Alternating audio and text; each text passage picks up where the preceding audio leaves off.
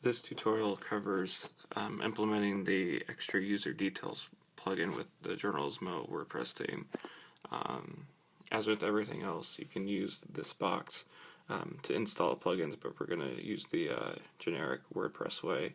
So plugins, add new, you can search extra user details in the search box, and this one should be the first to pop up, and click install now and activate it.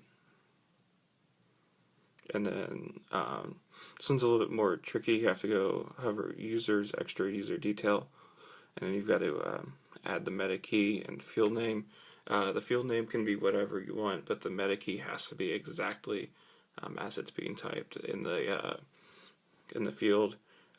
Otherwise, it won't work in the theme. And the list of those is included in the README and on the theme page.